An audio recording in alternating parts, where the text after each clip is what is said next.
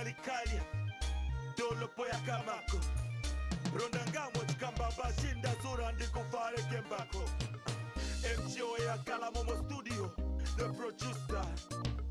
It's me and my nigga. Collaboration.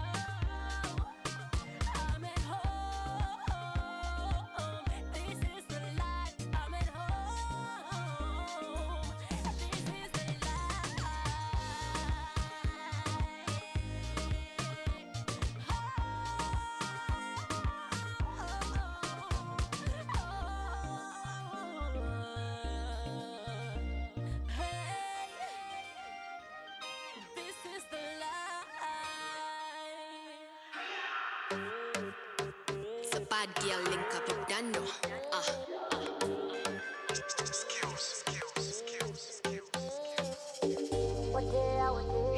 Lioness and the queen.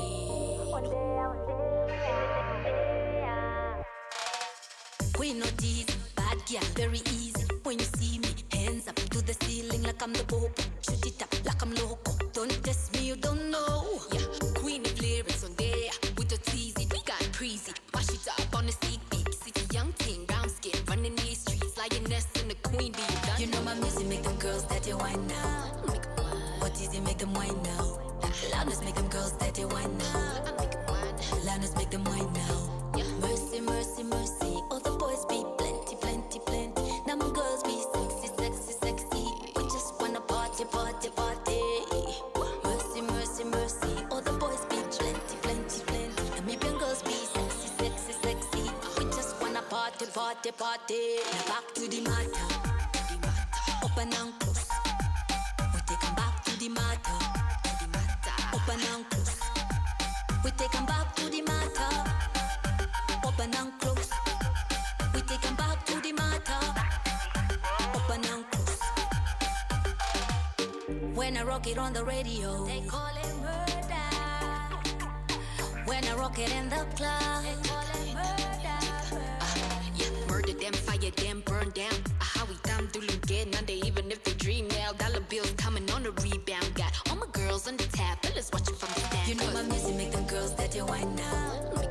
What is it make them whine now? Loudness make them girls that you whine now. Loudness make them whine now. Mercy, mercy, mercy. All the boys be plenty, plenty, plenty. Now my girls be sexy, sexy, sexy. We just wanna party, party, party. Mercy, mercy, mercy. All the boys be plenty, plenty, plenty. Now me girls be sexy, sexy, sexy. We just wanna party, party, party. Now back to the matter. Open and close. We take them back to the matter. Open and close. We take them back to the matter. Open and close. We take them back to the matter. Open and close. You know my music make them girls that they whine now. What is it make them whine now? Loudness make them girls that they whine now. Loudness make them whine now. Mercy, mercy, mercy. All the boys be plenty, plenty, plenty. Them girls be sexy, sexy, sexy. We just wanna party, party, party. Mercy, mercy, mercy. All the boys be plenty, plenty, plenty. Namibian girls be sexy, sexy, sexy. We just wanna party, party, party. Now back to the matter. Open and close. We take them back to the matter. Open and close. We take them back to the matter. Open and close. We take them back to the matter. Open and close. Where my bad girls at? I said bad girls at. Yeah, where my bad girls at?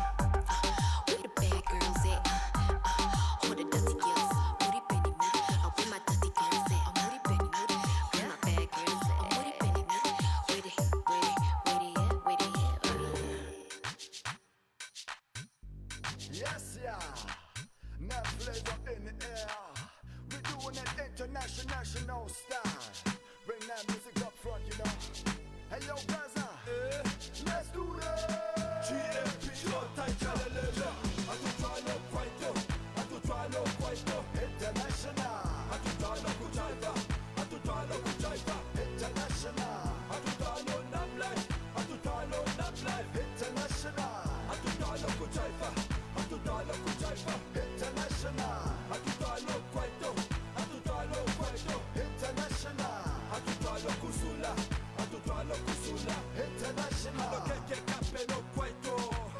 Tapukala punache, alo keke kape no kuchaiva. Tapukala punache, alo keke kape no kusula. Tapukala punache, alo keke kape no namlife. Oh, like a douche. Yes, Papa tuli montosh, because I smoke chintosh. I like that. Nam fleck in the air, Now flavor everywhere. what's another tuli papa papa fail. On t'a la belle movie excès. Et qu'est coupé that, médecin. Hold it, Skater, what's the number? yes, yeah. Hold it, Skater, what's the number? yes, yeah. Yes, yeah. Atutwalo kwaito, atutwalo kwaito. International, Atutwalo kuchaiva, atutwalo kuchaiva. international, Atutwalo namlife, atutwalo namlife. international, Atutwalo kuchaiva, atutwalo kuchaiva. international, Atutwalo kwaito, atutwalo kwaito. international, Atutwalo kusula, atutwalo kusula. international, international, international, international. We bring the vibe, we bring the flow. We feel like the light show. Feel the vibe when we collide and flavor the name and go worldwide. Yo, yo, yo, yo, Yaga yaga yo yo yo, yaga yaga yo I say yo, yo, yo, yaga yaga yo yo yo. international. International, Atutwalo kwaito, atutwalo kwaito. international, Atutwalo kuchaiva, atutwalo kuchaiva. international, Atutwalo namlife, atutwalo namlife. international, Atutwalo kuchaiva, atutwalo kuchaiva. international, Atutwalo kwaito, atutwalo kwaito. international, Atutwalo kusula, atutwalo kusula. international.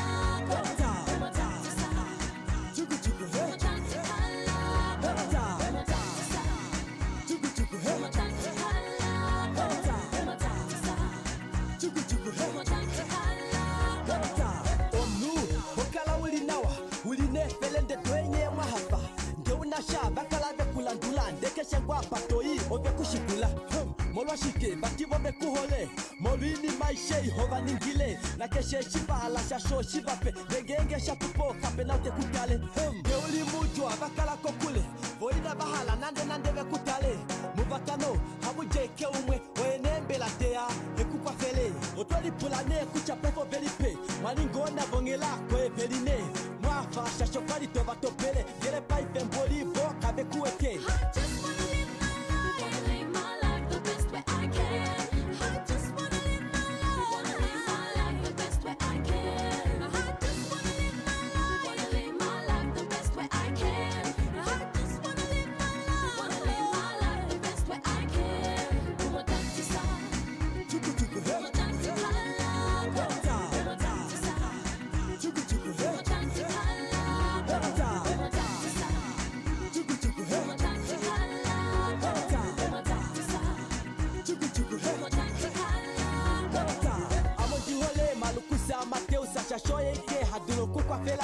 okwali ndafasande teakwame yetetelenge ashainda pumbile man handipandula ngepye shasheshani ngilangitishi dimbwe yes sandikupandula ngepye shasheshiwa ningilango shima shiwe amekeshe tipelongo bakumeme na tate kuchakana kangekala unedunge kotokele fele ndediwa na didindele didito ekele shikole mboli juri mekundosho ngota shije kunde obito shimono shashobe kushuwete nangewa shimono fatukila kokule shashosho ngota shiyashi kukokote. I just wanna live my life the best way I can.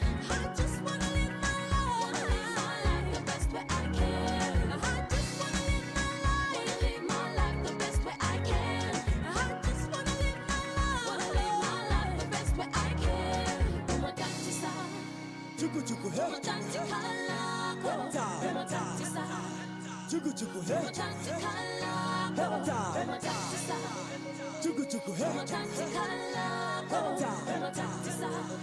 chuku chuku hey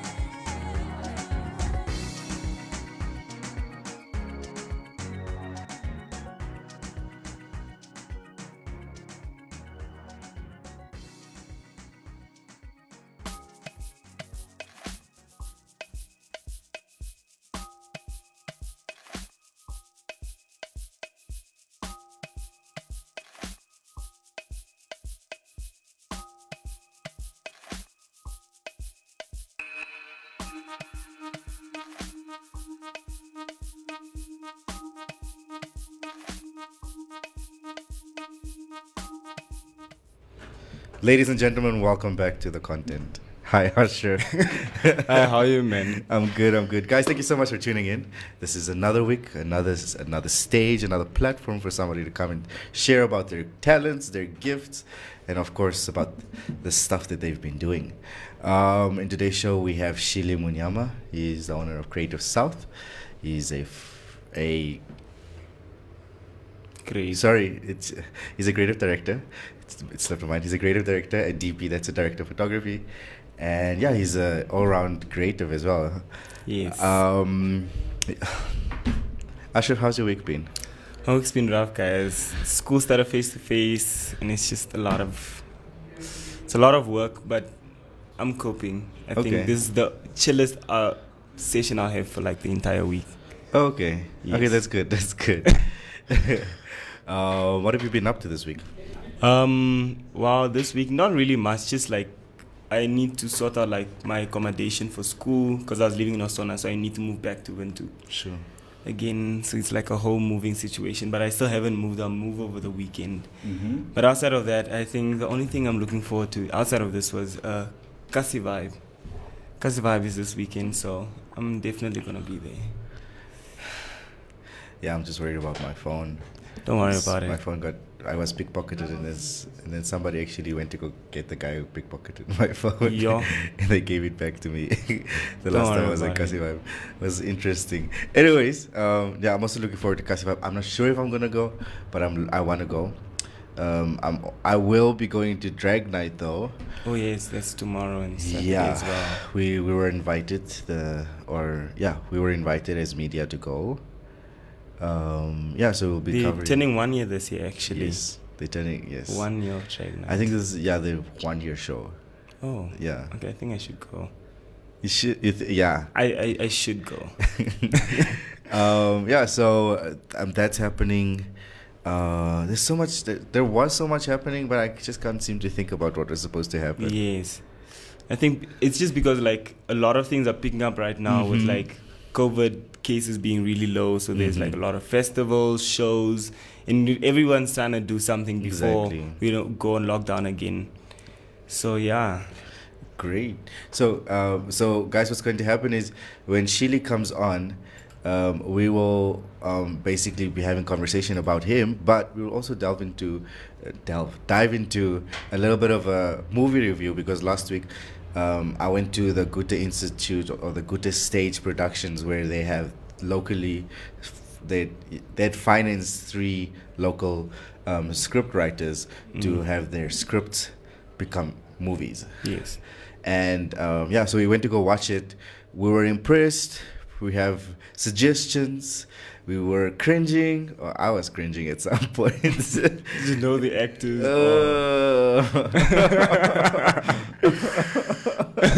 Ooh, let my show not get cancelled. Ciao. No, but to be honest, like, I like the fact that we're gonna have a review, because if we don't criticize the Namibian craft, it's going to stay at a certain level of mediocrity, or it just won't improve. So I'm not saying that it was mediocre. I'm just saying that there is always room for improvement. So yeah, constructive criticism. Exactly, constructive criticism. So yeah, so that's what's going to happen. What else? Yeah, that's it. Ooh. Cool, guys. For the viewers, yeah, you can let them in. For the viewers that are out there, please feel free to ask us questions. Pop a comment in the comment section, obviously. And then you can ask us some stuff. We are ready. Guys, please excuse me. I might seem a little off. I actually just woke up from a nap. I took my lunch and I napped for a bit. So, Shili, welcome. Hi. Thank you for having me. You're welcome. I think you have to sit a bit closer to the mic. Okay. Yeah. How close is alright? Yeah. As long as we can hear you. Okay. Right. Guys, if you can't hear us, please pop a comment as usual, so that we can fix that. Shili, hi. Yes. Again. Yeah, it's on. It's You on. can test with the earphones as well. Oh, okay. Can you hear yourself? Yes. No, I can't. Sorry. Okay. 1, 2. Guys, just bear with us. It's up. All of them are on. All of them are on.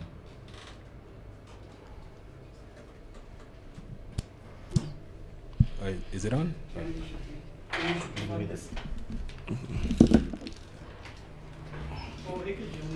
Cooling? Testing. 1, 2, 3. No, it's fine. Cool. Yeah. It's good to be here. Thank you for having me.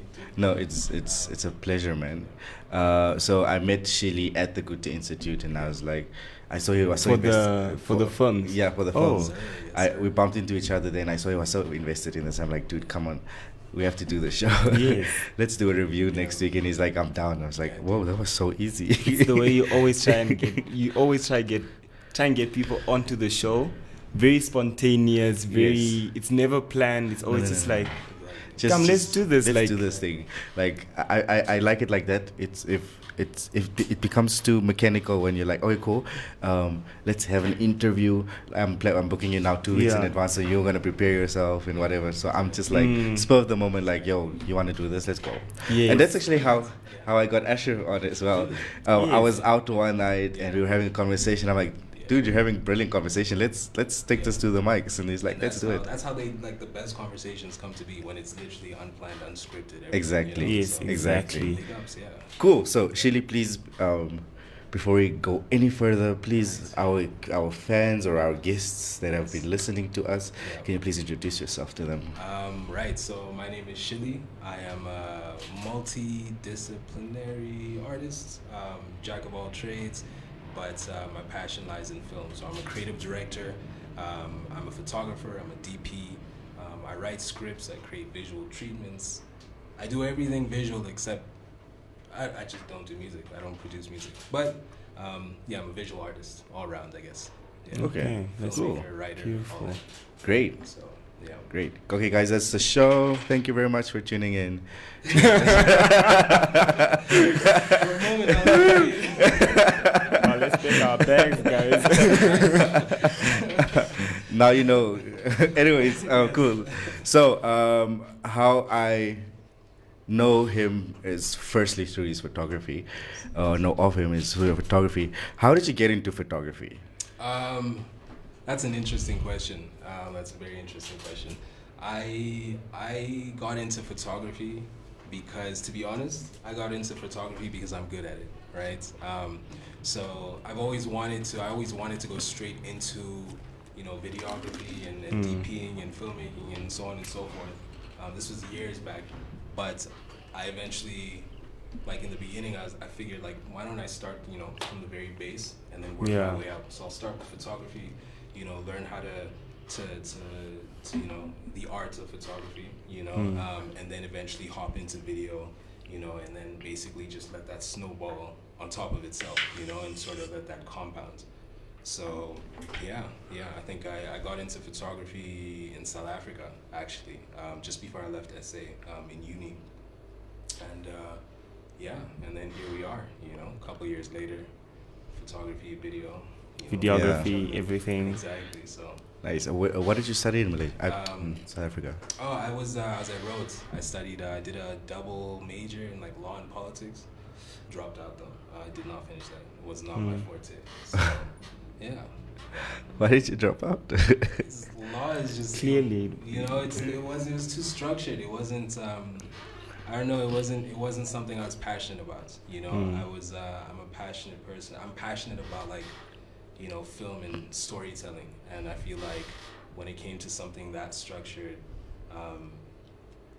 it wasn't for me, you know. So I dropped out, and I figured, you know, put all my time into what I'm doing now. So no regrets, obviously, you know. So it's been great. How many people out there actually do this every day? What do you mean? Quit their degrees and like go for something they're actually passionate about? Yeah. Not many. I think, I mean, this is something, I have this conversation with quite a few people when they're like, dude, like, you're so brave, like, you dropped out of, you know what I mean? Like, you would have been doing this and that. And I think to myself, like, dude, like, honestly, I feel like if you really want something, like, if you're very passionate about something and you know, because obviously before I didn't just, you know, fucking, okay, you know, sorry for cussing. It's okay. No, it's Continue. Continue. Like, I wasn't just like, okay, you know what, today I'm going to drop out. It was more of, it was a calculated decision, because I figured like, yo, if I drop out, this and that is gonna happen, and that's gonna trickle down, and somewhere along between this, like, I had a plan, so I had like a 3-year, 4-year plan of like, by 4 years I need to be doing this, but in that time, this, that, and that is gonna happen as a direct result of me dropping out. And I think I'm just really good at predicting things. I have really good foresight, so I was able to see. I was able to, I don't want to say see the future, but I was able to predict, you know, what came to be. So I think I'm just lucky in that regard, but which is something most people don't think about when they think of someone dropping out. I think a lot of people think, oh, you dropped out on a whim, you know. But I knew what I wanted. So, you had a plan. Exactly. Yeah. I had a plan, you know. So, yeah. It's actually funny. You know, we had this pressure in high school, basically. Where we were like, no, you need to have a degree when you're done here, you know. But now that I'm like the age I am at, everybody's just like, they don't even talk about a degree. I think the only, like even within the professional spaces at this point, like you're either underqualified or overqualified. You're never qualified. You understand? So it's interesting to see, and a lot of the creatives that I meet, they always drop out of law school.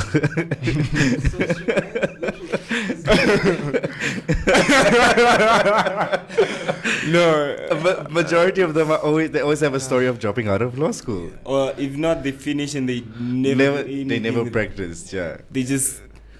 And I think that's probably might be me. It's very strange because it's like, dude, like that's law. I think is the very opposite of creativity. No offense to lawyers or anything, but like the structure of like the legal system and, you know, the process of becoming a lawyer and everything, it's just very structured. Like there's no fluidity, there's no freedom within that process, which is the complete opposite from people who are pursuing creative, you know, a career in or building a career in creativity. So it's just like, it's so weird because like I feel like it's interesting you say that because it's like maybe these people realize like once they're in that structured environment, they're like, dude, this is not it. This is not it. You know? Yeah. This is not the way. So But I mean, No. that's not to bash, obviously. Get Yeah, your no, of degree, course not. right? Everybody, look. I had this conversation with one of the guests we had before, and I was like, Yeah. I'm not a book Mune as person. well. We spoke about this with Mune as well. Yeah, with Mune, yeah. Yes. I'm not a book person. I can't read. I can read, Yeah. but I can't sit down for more than 50 minutes and read. Yeah. My mind doesn't work like Yeah. that. I can play something in the background, and I will while I'm busy. That multitasking can help me Yeah. like become like a sponge, and I can soak that stuff in. Yeah. But now, I won't be able to play what you call this, a transcripted court case, to try and figure out a case. It's Yeah. it's too Exactly, much. Exactly, because it's just, I don't know how to explain it. It's just like I love reading. I love I love reading. I love writing and everything. But it's I think it's just something. I don't know. I don't know if it's a challenge or something that just needs to be a fit for you. You know what I mean? Like, personally, like I can read and write for ages, but if you put me like in an environment where I have to follow set rules and in this, like, I don't want to say in a mold, but like in a mold per se, and I have to do this and that and not venture out of the lines and so on, and not be creative with approaches or Yeah. disciplines or methods. It's sort of like I lose focus, not because like I'm bored, but it's like I need passion. You need passion. Yeah, of in course. anything you do, you need passion to be able to consciously approach something. Yeah. And I think that's just something I've learned in my lifetime. It's just I love creativity because it challenges you to be able to consciously approach, whether it's a problem or a situation or an environment, and sort of navigate that environment and sort of come up with something Yeah. original. So I completely agree. Yeah. What he Yeah. said, guys. What he said. Cool. Yeah. I wanted to ask your latest project. You worked with David Yes. for David Mambo. and for Very the talented Fly Namibia, right? Yes, it was. You worked. They have a magazine. Yes. I didn't know. And you did photography for them. Yeah. I think I only sort of realized once I actually looked up the article and saw like the pages and everything, because like Fly Namibia is like it's a really really really really cool airline. Yeah. It's a really cool company, and the magazine, I've seen the magazine multiple times. I've seen the people, and this is very strange. Like, it's very strange, but I think, if I'm not mistaken, Martin Amushenja once, if I'm not mistaken, he once shot like a thing for them. I don't know what it was, but I think he shot something for them. And when I saw those photos, I was like, dude, like that's really, really, really dope. And I just kind of put it into the air, like, dude, I want to shoot something for them one day. David hit me up, this was like a couple of months ago, and he's like, yo, I really, we should work on something. And then, a couple months later, here we are, Fly Namibia magazine. He's, a really good stylist. He's venturing into, the creative styling scene and so on. And he needed like lifestyle sort of photography, his personal style, and because they did a piece on him. And so when I saw the photo, when I saw the article, when I saw the actual magazine a couple days ago, I was like, damn, like, this is big. I did good. Yeah, you But did. also, like, it's big, like, you know what I mean? But yeah, they're a really good company. They're a really good magazine, so it was great to see, and yeah. Cool. I think Yeah. in terms of, what do you guys think? Can I actually ask your opinions on Yeah. what you guys think? Look, of, this is not an interview. This is basically a conversation. So if you Yes. have a question, shoot. Yeah, like, what do you guys think of like Namibia's magazine scene? I'll say that. You don't have to compare it to anything if you don't want to, but like, I personally am not impressed. I know. Don't cancel me, guys. It's just an honest opinion. You can clearly see that a lot of these magazines that have come out, there can be so much more direction given, and there can be so much more collaboration made.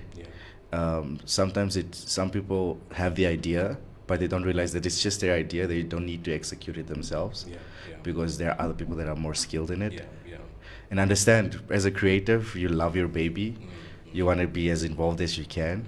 But I think in order to respect your baby, you also need to be able to, collaborate with everybody else. That's a good point. You understand? I feel like we have too many people doing too many things. Yeah. Exactly. 100%. I agree. I feel like our magazine scene, it's got, to be honest, like my favorite is obviously Monochrome, because they're just so wavy. I like their identity and the direction they're going. I can't wait to see it grow. But also, I think there's so much more room to grow, in terms of beyond just like, creating social media content. I feel like, magazines, like publications, beyond like the social media content and the actual like printed work, they have like so much room to become actual like builders. Like actual change makers. In our industry, and that's important. But like everyone in their own time, I guess. Of course. You know what I mean? I think everything takes a team. You can't do one thing alone. So Exactly. I agree. I completely agree. I think I follow the Namibian magazines on Instagram, but I've not read a single magazine, neither an online publication. And I mean, at the end of the day, I don't know how many other magazines I've read, like that are outside of Namibia. Not to compare them, but it's just like, at the end of the day, it's just whatever they give on their social media, it is, but you just entice me then I love your content and I'm done. I don't want to go read any of your publications, because I just feel like at the end of the day, I don't want to call out anyone, but like I love Monochrome. For the rest, I feel like at the end of the day, it's centered around a few people and in our industry, and it's done. Everyone else that wants to contribute or wants to add to these magazines are basically left out. So there's a huge lack in collaboration, because you can actually count them on your hands. About less than 5, or between 5 and 10 people that these magazines work with on a daily. So then it's just like, it creates a lot of questions in your mind. It's like, there's so many creatives in this country. I don't think these 10 minds are the only minds that really speak the most about our industry. I actually find it a little lazy, because back in the day, magazines would scout for talent. They would scout for stories. Now they will ride on another story and just try to find another angle to it. Because no offense to anyone, like if you see the most prominent person, you see one of the most prominent people you see in publications or as influencers collaborating with certain products, it's like Adriano Fisache. You see him all over the place. And I love that for him. It's cool. But there's so many other people that need that space as well. And I feel like as these content creators and these publications, they shouldn't, it's a little bit lazy for them to keep on recycling the same thing. And I've also noticed a trend that it also depends on the circles you're in. Same groups, same circles. Unfortunately, if you're not in the circle, and look, for me personally, like with this platform is more for people that are underground than it is for anybody, Makes sense. out. Because I saw the lack, and I was like, no, let me get whoever doesn't get the opportunity to be seen, or to be heard. And it's been doing great. I appreciate it, but now I wish other people would follow in that as well, in the sense that they would, that they would also go and scout for another designer, go and scout for another musician. I mean, give everybody a piece of the pie, because the pie is not finishing. It's not finishing at all. And that's exactly what I love what you said about, sort of sharing that piece of pie. This is why, like with the Fly Namibia thing, it was just, to me, it was amazing, because I didn't think that I'd be able to penetrate that market, that like sphere of influence. But like that sort of opens it up for, if say, if I were to do more work with another magazine, and they're like, hey, we saw what you did with that makes it easier for me to be like, hey, okay, look, so I know you need my services. What I can do is I can offer way more, tell one of my, and I don't mean to, bring nepotism or anything into this, but like, be like, heads up, by the way, there's this creative out here, he does blah, blah, blah, whether it's like, if I'm going to take a photo, if I'm going to do some photography, or if I'm going to shoot an interview or whatever, I know someone who can like write a really good piece that, you could pair, the interview with the piece, or, you know what I mean? And sort of, and I had this conversation with a friend of mine, like, if we're now penetrating markets that we're not necessarily, or spheres of influence we're not necessarily in, it makes it easier for us, because we know who the visionaries are coming up, you know what I mean, the next ones. Whether it's, same age group or the ones below us, we know who the next visionaries are. So if we go into these spheres of influence and we're like, yo, can I bring this person on? They can offer that, and that. Yeah. And with what you're asking me to do, like, we, be amazing. Exactly. And so, that's how you bring people, new people and fresh blood into these, these circles. Yeah.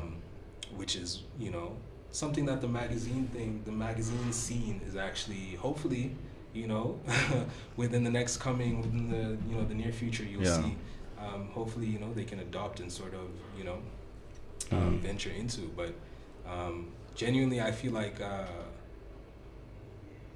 we're at a stage where like our creative scene is like it's beginning to become conscious of its infancy, because the way I see it is like our collective consciousness is in its, like, the creative scene is in its infancy. People are learning how to mature in their creativity, and that's why people are now realizing, like, yo, we need new people in this, we need to switch things up, go after, different angles, directions, switch it up a little bit. Exactly. So yeah.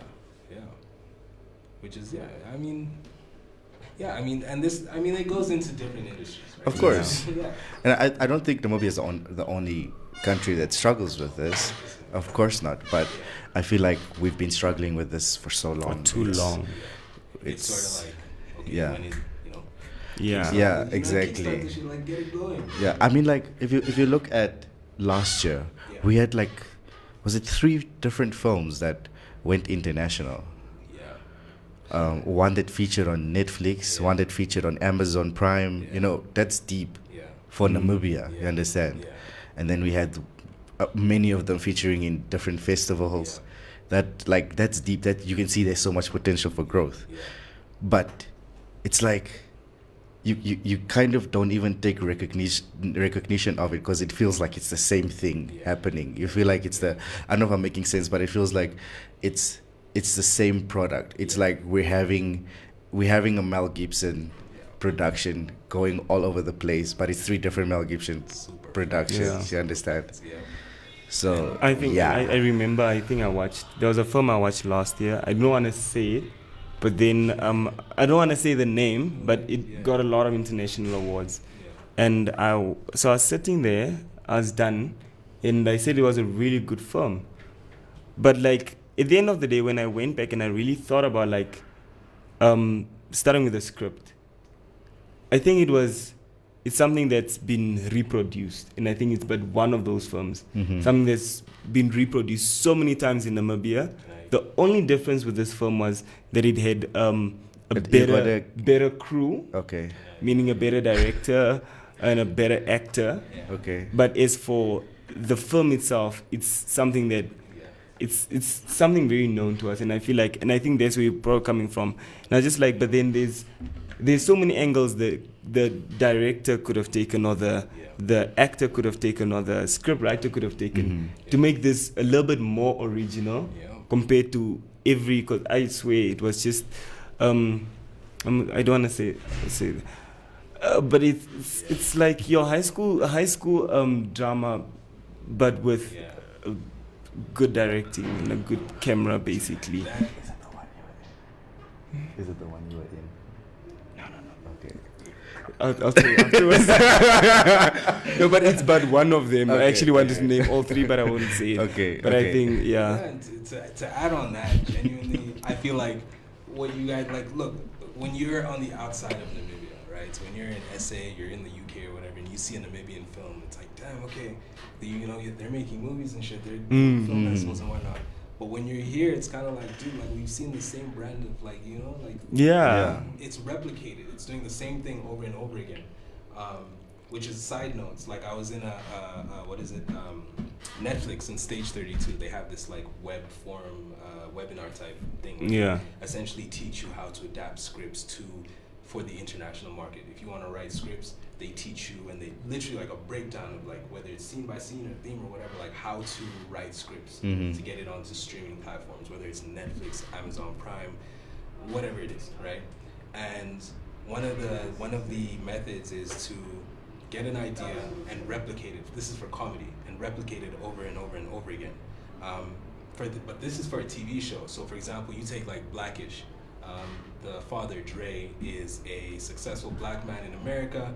He has a family, and he doesn't know how to navigate, suburban America. Take that one idea and replicate it in different scenarios and problems throughout the entire season, right? Like that for like 12 seasons, however long it is. But you can't do that for an entire country. You know what I mean? Like you can't like say, and I don't mean to be a dick. Like I really don't mean to be offensive, but like you can't take poverty porn. You cannot take apartheid and just keep making movies over and over and over and over again about poor person, you know what I mean, and it doesn't make sense, because it's like, we have other stories to tell. Yeah, you know exactly. Like I want to watch a comedy between like a group of women, even though I've not actually watched. Yeah, you want a diverse range. Exactly. Yeah. That's why I love the Polanas. Because it was a really like, I actually look forward to watching it every week, because it was something different. It was something I haven't seen, like an actual Namibian sitcom. Like I was just like, this is cool, and like I haven't seen this before. So that I looked forward to seeing, and I mean, how many other people would look forward to seeing something like that? Yeah, something wholesome, something you can laugh about. Exactly. Yes. Just exactly. Like, let's watch this in our spare time or whatever. Not something you have to like dedicate like emotional strength to.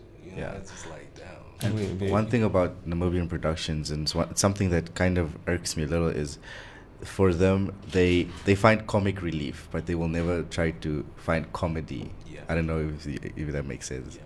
There's always that one person that's exaggerated and dramatic, that's supposed to be the comedy of the show, but it would be great to see a full-on comedy show.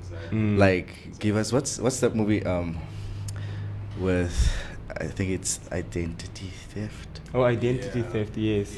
Like that. Was it Melissa McCarthy? Yes. That was so brilliant. And it was like, it was if you look at it, it was a two-person movie basically. But I was enticed and I was humored the whole way through. So they found like, and I think Namibians who go into, I know people have natural gifts and talents, right? But there's still a lot of structure that goes into art.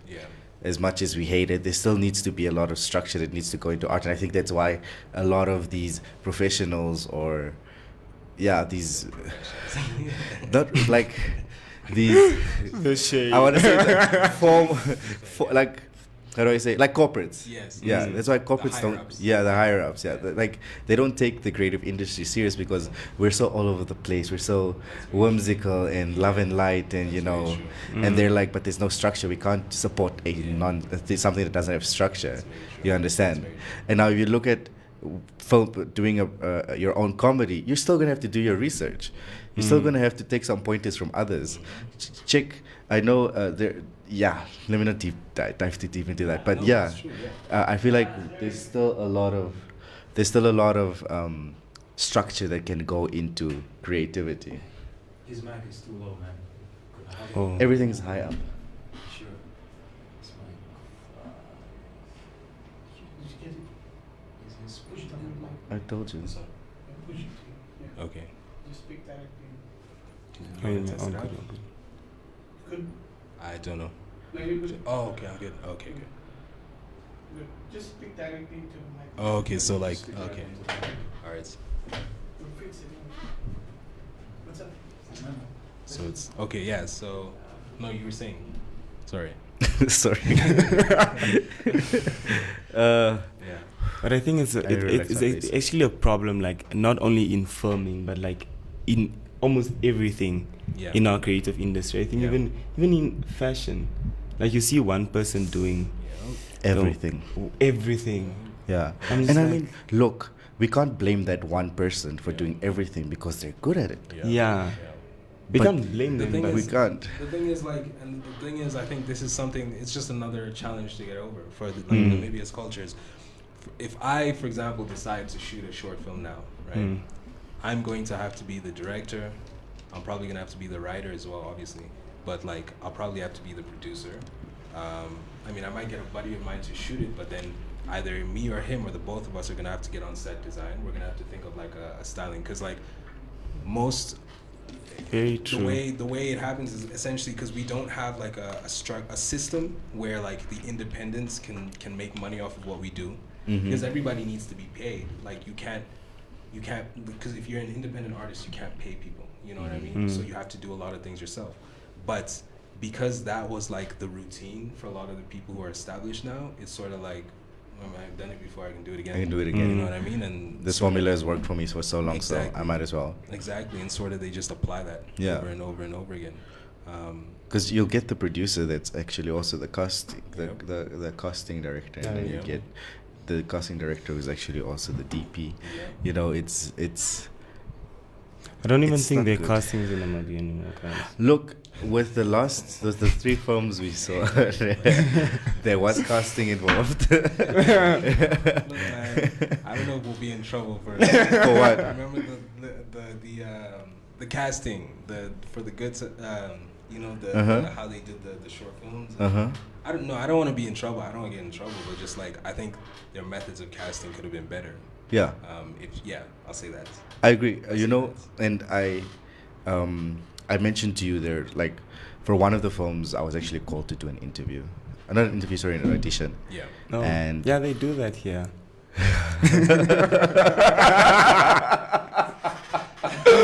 Oh my God.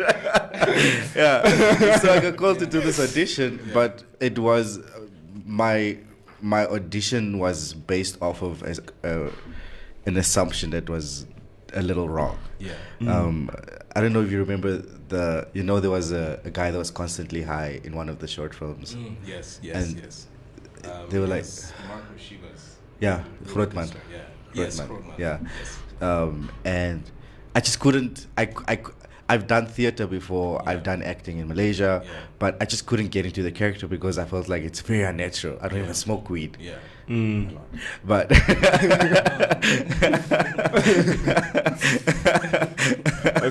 but I'm not this Mr. Miyagi kind of chill zen, you know. Yeah. Like I'm not philosophical because I feel like people who are philosophical are noise. I don't know if that makes sense, sorry.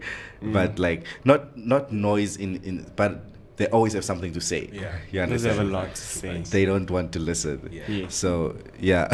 No, makes sense. Yeah. Cool. So I felt like, aren't people supposed to go and audition for these things? You know, isn't there supposed to be a call out for auditions so that somebody who I actually? think already like there's already like predetermined if they predetermined cast for most of the roles. Yeah. I've been to audition to like a casting and it's just 2 people. The 2 of us. Then they choose like the better of the worst. Oh yeah, exactly. Yeah. So like at the end of the day, I mean, a lot of the times, I think there was a time back in 2019, there were auditions for there was a show, a theater production, for NTN. Was it the one that Jonathan? No, the one with Adriano and Odile. The one about the sex worker. I don't remember that. There was one about a sex worker. But there were a lot of people who Aren't they auditioned all for it. about sex workers? Yeah. Hectic. Intense. Sorry. I mean, but yeah, so there were a lot of people that came to the castings. Yeah. And when I saw the production, I looked at everyone. Like I think there were probably like over 50 people there that day, and I looked at the production. And literally everyone there was a familiar face, someone you've seen before. It's over and over. So I think it's like predetermined castings, and also outside of that, I think it also deters a lot of people who actually want to try out acting from actually going to castings because I feel like they've been to so many Yeah. that right now when they go again they'll be like, oh you're here. Oh, you're here. Okay, never mind. Yeah. Yeah, so that is the situation. Unless, I mean, with ages that do not fall within the age ranges, then you'll see like a lot more young people trying out those roles and so forth. But outside of that, you don't. Yeah. And I mean, I can say for a fact, I worked on a project last year, like winter of last year. I worked on a TV show. I don't think I'm allowed to speak on it. I don't think the creators would let me yet. I mean, you'll see it. It's gonna come out soon. Produced, directed, created by one of our favorite superstars, right? I think that was the project. I can't wait for you guys to see this, but it was I think it was the project where I was like, yo, like, that person is actually taking, Namibia places. You know what I mean? Like, that show was phenomenal, because I went to the castings. I wasn't part of, like, I didn't shoot it. I didn't direct or write or anything. I was more part of, like, the actual, like, the production, the gaffers, best boys, sort of just like the actual production. But essentially, this show, because I went to the casting and I saw how everything played out. That was, I can genuinely say that is one production, Namibian production, that was like objectively done the right way. From like everything from, the styling to the script writing. There was a person for everything, basically. You know what I mean? Like, it was done thoroughly. And I mean, we'll have this, I'll, in a couple months, whenever it drops, I'll come back. We'll have this conversation again. I'll have this conversation with you guys and I'll send it to you and I'll be like, yo, look how well they shot this. Because I guarantee you, I saw some of the post-production. The best thing you'll ever see come out of this country for a long time. Nice. What is the best right now? I promise you. I don't know what the best is right now because my standards are high. I'll say that. But like this particular project, chef's kiss. And I actually want to make a disclaimer. Senga did say Senga was the director for most of these, for all three of the films actually. It's actually the second round of films because you had 3 in 2020 as well. She's been part of the project since the get-go. And she said there's so much she learned from this, which is brilliant for her to admit that it's not perfect. And I think that's a good place. It's a good start. It's a good place because now all she needs is funding to do what she's learned. You should. Did you see Senga shot from Angkor in 2019? Angkor. I think that. Oh, the one with Odile. Yes, and the late Dr. David Javera. David Javera. That was so good. That was amazing. That was really good. I think if there's ever a screening again, I would recommend anyone. I think that to was. Go see that. Senga is when it's her own production and she's brilliant. She makes sure of everything. When she says she wants extras and she says 20, she makes sure that the crowd looks like over 100 people. Were you also at the? Yes, I was there. I was at that shot where they were doing the. Yeah, it was so beautiful. Because she called a few of the people in to be like extras in one scene. A brilliant scene because the premise of the story is this girl that's trapped in a theater. And I don't want to ruin the plot of it, so there's this whole ghostly kind of vibe in it. Like a thriller horror type. I'd say more thriller. Yeah, no, but it's horror. not actually thriller. It's also not mystical. It's like I see. It's like how do I explain? It's supernatural. Almost, but it just has two cast members, right? Yeah. Okay. And it was just shot in the theater. And what was brilliant about it, there was this one shot, which is a shot that she invited a lot of people to come to. What do you call this? For the extras. Yeah, the extras. It was a one take shot where the cameraman. They choreographed it so. I was impressed because they had choreographed it so well that it was one shot that they would tell a person, okay, no, you walk here and you walk here, and normally they're just like, oh, just stand and pretend that you're talking, But this was so well thought of that there was that scene alone. You saw the what you call this, the camera person or cameraman just like flowing through, and I'm like, oh, that's nice. And when I saw the production itself, I was like, oh, brilliant. Impressive. My favorite scene was at the stairs. I don't know how she did it, but so Odil's walking up the stairs, and she goes all around and comes back to the same point where she started. But the stairs she should be going up, it's like she's stuck. She can't go up, neither can she go down. Yeah. So that was for me, because I was just like, every time I thought about it, I was just like, but how did they? Yeah, like the whole camera situation. And Yeah. We It was Encore. Encore, yes. You should. Is there a place you can watch like old Namibia films? Or? They normally just screen them. Yeah. So like And- you'd actually have to like go to like the actual Screening theaters. itself. But I think they'll Yeah. have they usually have that, what is it, like a film festival where they play all. Oh yeah, like a all the Vinduk Namibian film festival. Yeah. Yeah, and on a link and so forth. It's hosted by Yeah, but they did have one ICT. last year. They had one last year, towards the end of the year. Yeah, but yeah, I think with that, I don't want to say it's an easy production, but if for someone like Senga, if she's going to write and produce it, she's very meticulous about who she wants to play the roles, because she really is connected to a lot of people. She mentioned that at the Goethe Yeah. premiere. Yeah. So I understood why we would see Odile on screen again. Yeah. And Yeah.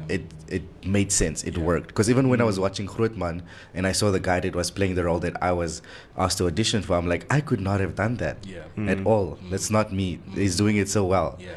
You know? Yeah. So I understand there are people that are actually visionaries like that. Like, I already have someone in mind for... And I mean, that's what they do in this, with normal Hollywood movies as well. Yes. But we still need that... Exactly. We still need that open space for other people to try. Exactly. Because you might have... Like, real quick disclaimer, like, this is all constructive criticism. Yeah, of course. It's all Yes. constructive, Of course. So we're not bashing anyone. Yeah, no, I even... I But we're even also complimenting people. So Exactly. Yeah. So at the end of the day, it's give take, and we give. Yeah. But sorry, you were saying yes. Yeah, yeah. This is my personal opinions. Does not have anything to do with my employer. These are not the thoughts that, you know, Just so you know. But before we continue, we have some comments here. Yeah. Mukendu Javera, he's tuned in and he's saying, okay, he's just sending laugh emojis. Who's that? Mukendu. Oh, Mukendu. Yes. Yeah, I actually saw him yesterday on my way home. Nino Pequino says, Yo, real quick, before you go on, let me just say something, bro, because I was going to mention it. Actually, no, I'll mention it afterwards. Go ahead. okay, But, yes. okay, it just says we can't seem to hear Shili loud enough. Ah, okay. Okay, cool. Okay. And then Mukendo just quoted you. They do that here. And then he says so much sauce here. But, Guys, it's. Let me just the say, audio is good though, right? I nobody's complaining so far, and okay. nobody has texted me or anything from the office. So yeah, No I just want to say, it's banter, most of it, but it's also constructive criticism. Yes. This is a space where we felt like we want to talk about stuff and be honest about it. Yeah. And if we can't be honest about things like this, then we're never gonna grow. SWAT chick. So yeah, Yeah. yeah. I Don't was- cancel us. Yes. If you feel challenged, you're allowed to come into the show. We can talk about what you feel you want to challenge. Anything, And this is motivation, exactly, you know? exactly. But, I wanted to say, in terms of like bringing new people into the film industry, I just wanted to put it out there. Nino Pequeno. I don't know his, Oh, I don't know yes. his real last name, but Nino, creator of Ompata, the web Yes, series, yes. one of the most brilliant visionaries I've ever met in my lifetime. Which web series? Genuine Ompata. It's So I think they were offered a deal by what is it, the production company that owns the Queen the River and with I have Ferguson's Productions. Really? Yeah, there was a rumor. Okay. Let me not speak about rumors. No, I have no idea. Yeah. I mean, I know Nino personally. He hasn't. I don't know about that, but I think Nino is. When I think of like people who should be up there in terms of like where our film industry is going, Nino is definitely like. I don't wanna belittle anyone else in complimenting him, but obviously, he's a genius. Nino's a fucking creative genius. He literally, the shit that he's created is just it's tens of thousands of views. His influence is kind of mad. So, when things come up, like for example, if let me not put this.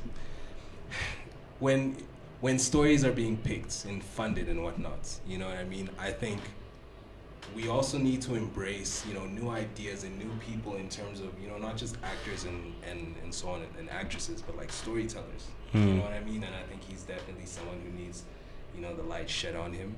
But we spoke about this. But in general, in terms of like sort of what you were talking about before, when it comes to bringing new actresses and actors and everything, I think they could have expanded that pool of the search that they go through. You know what I mean? I think a lot of people are getting uncomfortable or they're getting annoyed because they mistake like incompetence for like malevolence. Like they think, okay, just because someone can't do it means that they don't want to. It doesn't mean that they don't want to just because they can't do it. But I think it just takes a lot of research, right? Yeah. Like actually hit people up. Hit Anne up. Anne, she's one of the greatest writers coming up. You know her. You hit her up and be like, yo, so are there any new coming actors coming up? Direct us to them, make like a list or something. Yeah. Because I don't know, man. You go to these castings, and there are a lot of pretty like everyday people, right? Yeah. But in that pool of like unknowns, there's still going to be a couple gems here and there. Yeah, of course. That's just a mentality that everybody needs to adopt. Like, don't be comfortable. Like, I feel like being comfortable, it's dangerous. You know what I mean? It's very risky. So, yeah. Just to add on to your point, yeah. Great. Yeah. Yes. This is deep. I don't know, man, but yeah. What did you think? What did you think of like the production value of like the films? Production value. We're not necessarily talking about script or the acting. Yeah, we mean like the actual how they depicted the story, how they brought it to life with their sets and environments and camera work and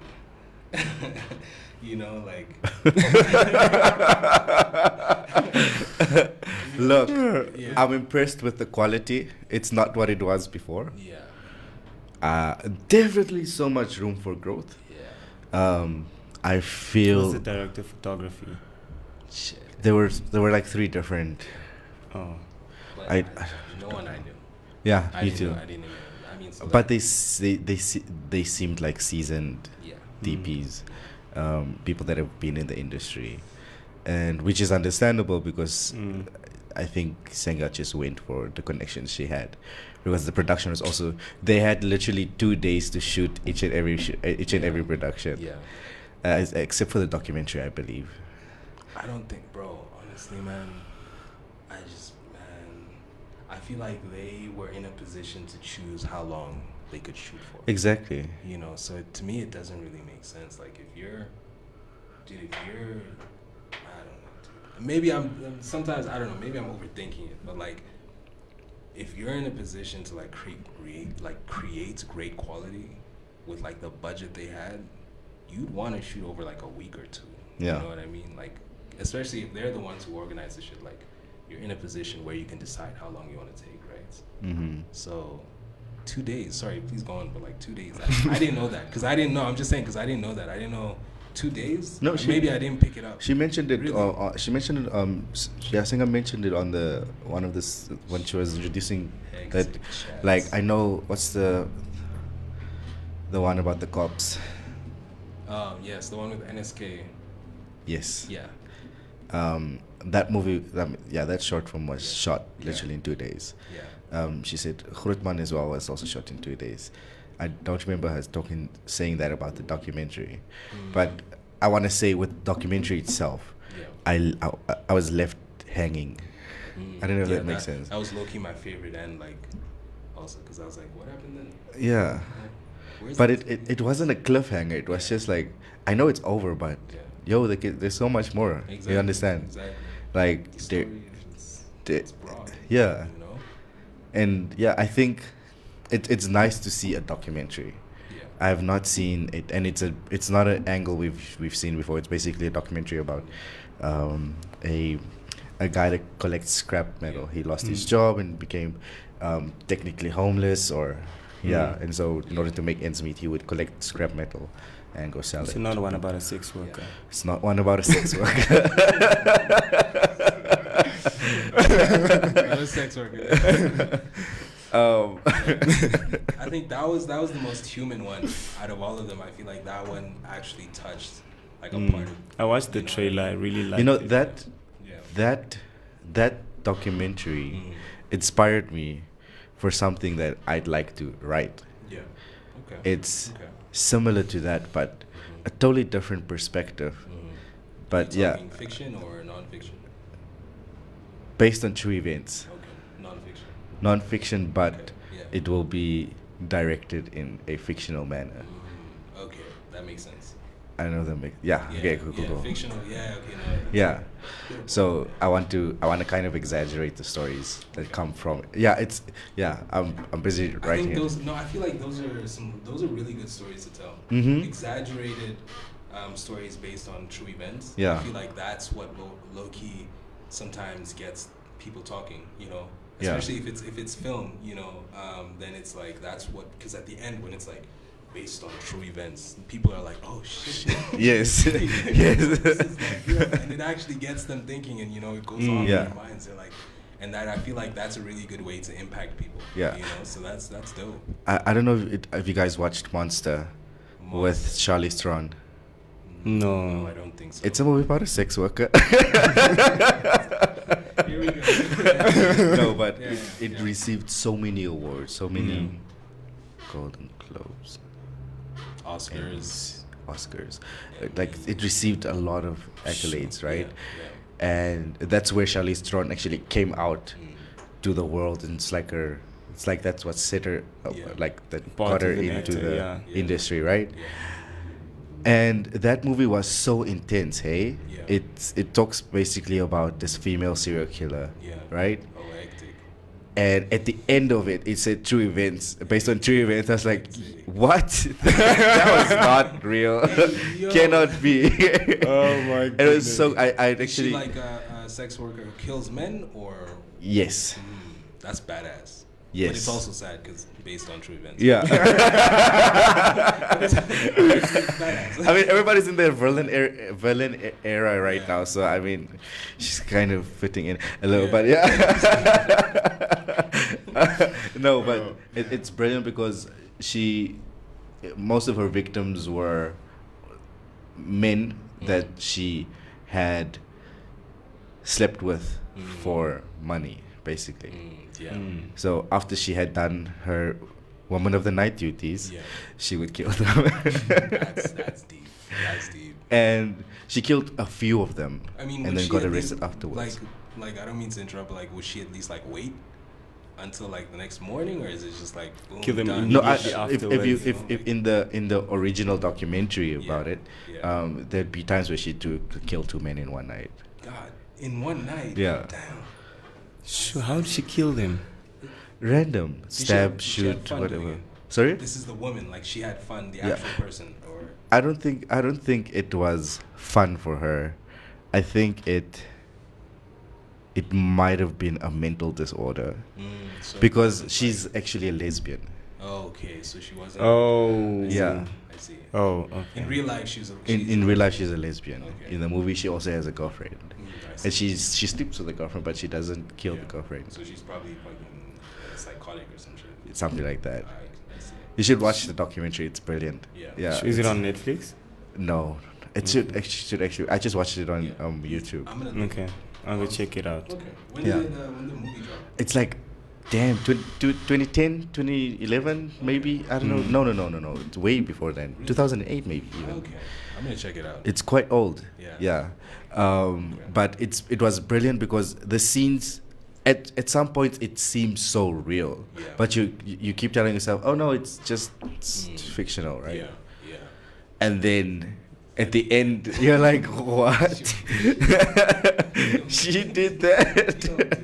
And that probably makes you want to be like, it makes you want to go watch the original documentary. and, like, Exactly, watch some immediately YouTube afterwards. video, like, Yeah. who is this person? What motivated them? You know? Like it's the same thing with the assassination of Gianni Versace, right? I need to watch. I've heard of. Yo, so many good things it's about it. so good. I've heard. Is it the series? Yeah, it's a series. Oh. And then I went to go watch the documentary about the man that was doing the killing. Yeah. Yo, Yeah. Was it real? Was it? it's deep? real. Shit. It's literally based on true Yeah. events. So he's like. And it's But I think a lot of movies, especially this year, I've seen a lot of people, especially Netflix, is big on now creating movies and series based on like actual events, like inventing Anna, Yeah. Tinder swindler, Yeah. all of these things. I'm Yeah, just yeah. like, oh, did you guys watch I'm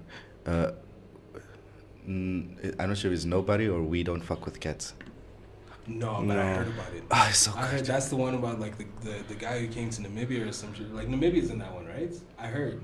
Like he escapes to Namibia or something. Like I'm not sure. where he escapes prison and comes to Namibia. I have no idea. All I know is there's like one of the guilty someones was in Namibia at some point. No, So, I like, probably don't know. That. You're intense. Okay. We're talking about Wesley Snipes. What? Wesley Snipes? Yeah, Is he in it? he was no. Oh, okay. But he was in Namibia avoiding. He was Really? in Namibia when he was hiding for his tax evasion crimes. Because our tax laws are Oh. fucking lax. That's hectic. and you know Namibia what? is actually technically a tax haven. It is. It is a tax Yeah. haven, bro. Like. Oh, we shouldn't say that too loud. We're giving people ideas. Come on, guys. If you're an actor in Hollywood, avoid your taxes. now that's tourism we can sell. Exactly. Come invest in relocate. No, That's hectic, yeah. with movies, right? Yeah. It the first time I felt about a movie as in this could actually be someone's real life Yeah. was when I watched Brokeback Mountain. I had no idea what the movie was about. I still haven't seen My it. my my mom had no idea what the movie was about. Did you watch it together? Yeah. Oh, hectic. So it was awkward when the niggas started having sex. And I'm like, what are they doing? 'Cause I've never seen this in my life. What is going That came out on? when, like we were kids, right? Yeah, So we it's were. like hectic. Okay. I was maybe 8 or 9. I'm Yeah. not sure. Yo, And it was hectic, but it was so like it was the first time I felt emotions because it's like this guy is conflicted. They love each other, but they're both married and they love their families. And then, Bro, and my thing is, I like movies like that simply because like I feel like those are good movies to sort of not introduce, but like sort of get people to like challenge their school of thought. You know, Yeah, the way they exactly. think, you know what I mean? Exactly. Because it's like. I feel like, yeah, dude, like the media sort of sometimes, or way back, I'll say, it's different in Africa versus like the West. But like in Africa here, like the media does not humanize the LGBTQI population, Yes, yeah. right?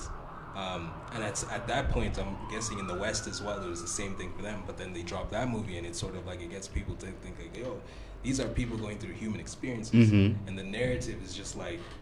It's sort of, I don't want to say it makes them human, because obviously they're already human, but it's sort of, the idea is just like, dude, like... it's not a fictional person. Right, it's like Yeah. these people go through this stuff in real life. Exactly. These are important Yeah. films, you know, these are important stories. Exactly. So, And yeah. I think like with that movie in itself, like now that I think about it, in Namibia we have this culture of like closeted men that are forced or by society or just pressure from family to get married, and then you find out that no, they've actually been like into guys and they've been having side pieces or whatnot, right?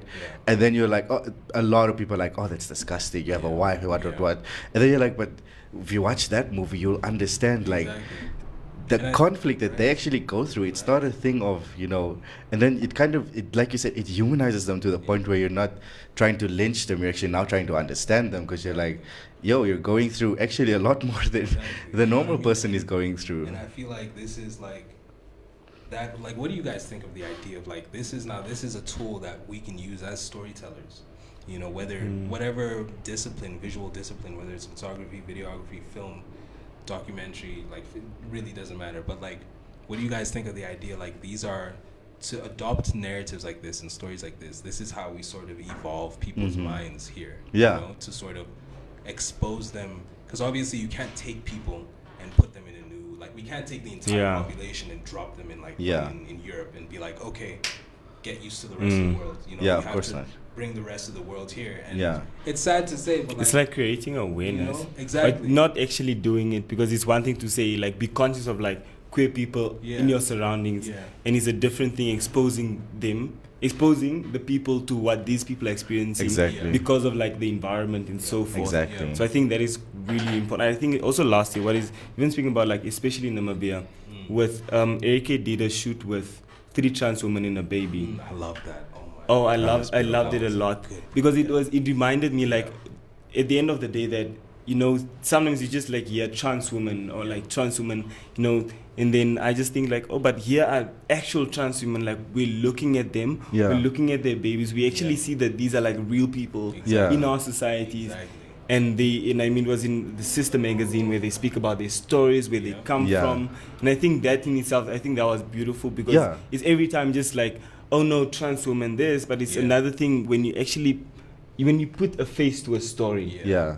And I think there's also what made Mercedes' story very beautiful last year, because I mean we see Mercedes out and about every time, Yeah. Yeah. but we didn't actually know that the same Mercedes we see Yeah. got assaulted, Yeah. and then she speaks about it. And it's like it actually makes creates the human in an not inhuman experience, but like The perception. yes, Yeah. where there's Yeah. no human perception Exactly. as well. Dude, and I didn't know that part, that she was assaulted.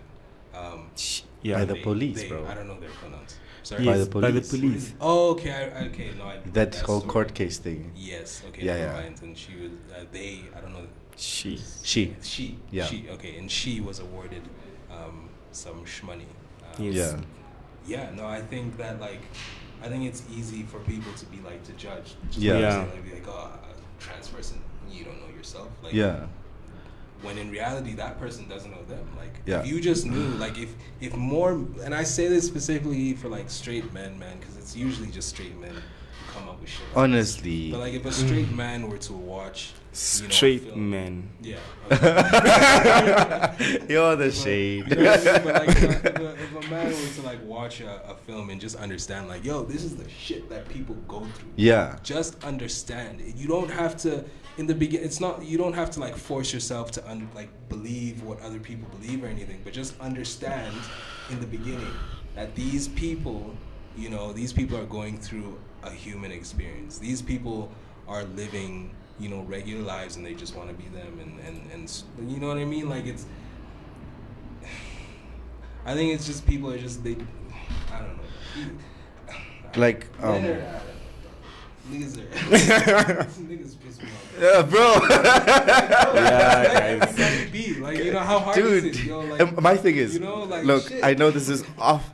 It's not off topic. It makes Yeah. sense. Like, Yes. my thing has always been, why are you so upset about somebody having sex in their own bed and not with you? My question is just like, you don't see what it's behind closed doors. Exactly. Like, why What does this have to care? do with you? Like, also, another thing is just I keep asking. Like, one thing I always ask, like, especially homophobic guys. Imagine you lived in a world where you were told that you cannot see a woman. It's like, but that is not the world we live in. But I'm like, assume that is the world you live in. How are you Yeah. gonna survive? Yeah. And I come to you and I smack you and I bash you and I do everything Just in the because world, you want to just see a because you want woman. to see a woman. It's like, but that won't be fair because I want. And I'm like, then what makes this different from what you were doing? Exactly. It's literally like it's reverse psychology. like- Exactly. Yeah. So We had a conversation here with Dilo, or not we, my colleagues had a conversation with Dilo, and I was very upset. I was very upset because I didn't appreciate the way they actually approached it, and I've told them about it. Yeah. Because there's a different way you approach it. And then because somebody came in, and these are 3 straight men that were sitting in, right? And Yeah. because she came here to try and defend people because she didn't like the fact that the word morphe was thrown around so derogatorily, so vulgarly. And she came to try and explain why it's not okay to use the words. Yeah. But as straight men, there was just... I watched that one. Sorry. It was I watched it was so intense because I wanted to come down and be like, yo, guys, but I was busy with something. I'm like, damn it, like, Yeah. what is happening? Because she, like, when it comes to try, I'm not even convince straight men, just to sympathize with them. You can't sympathize with them because they don't want to learn. They don't want to learn. We're not trying to convert you. We want you to understand, so that you can, just sympathize, or not even just sympathize, just, be able to relate. Even though you don't physically relate, you can emotionally relate. And to build on it, the worst thing about it is like hyper masculine men. They do not like to learn because they feel like if you're trying to teach them something, they don't see it as you trying to teach them something. They see it as you, like, you sort of showing them the gap in whatever they know. You know what I mean? I'm not saying like hyper masculine men think they're all knowing. Yeah. But they think like, well, I know everything that needs to be known. Like, you're gonna teach me something? Fuck you. Like, I know what I know. And it's gonna stay like that. Exactly. You try to teach them and sort of like teach them the right thing to do something, and they're just like, no, they're stuck in their ways because it benefits them. Of course. Obviously. Of course. In a violent world, it's always going to be the oppressor who wins. Yes. Of course. I think for me, the only sad thing that I always, especially with like hyper masculine men, when they're in the same age group as I am, I become very frustrated and annoying, and I'm like, what, bro? I'm just like, how you in such a the world we currently live in, it's such an open space. Like nobody cares about what you do with your life or anything. I'd like to say something. Why can't? Yes. We still have racists, our age group. And you're like, how the hell did you bring that from now? we were just born. No, how did you bring that from then? How did you still bring this here? We've literally over the fact that racism is not a thing. It shouldn't be a thing anymore. You have to think like that means like throughout. If I'm 25 years old right now. If I meet another person who's racist, who's 25 years old, I'm not gonna be like why? Like obviously I'm gonna be like, why are you like how are you racist? Like that doesn't even make sense. Like the world first and foremost runs on black creativity. Let's just like at this point, you know yes. what I mean? Yeah. But when you were a kid, it just means that like this is and I had this conversation with my older brother because my older brother was like, you have to understand that like people are a product of their past and their environment and everything, but there's something in me that sort of that rebukes that just because I feel like at a certain age you have to be like a product of a person. Every poor person exactly. You know what I mean? Like you should like there's a voice that goes off in your head that's like, should we be doing this? Like exactly. Is that right? Like like you don't have the conviction of this doesn't actually make this person feel okay, so why am I doing this? Exactly. And I genuinely and that's the thing. That's where I get heated. That's where I get mad because on one hand I'm like, dude, fucking white people just they know what they're doing. They do this shit on purpose. It pisses me off. And on the other hand, I'm like, but they were conditioned that way. Yeah. But like they should know better. Yeah. But the conditioning is strong. So like it's like, what really like? But at the end of the day, I mean, we're all conscious adults. And exactly. We are.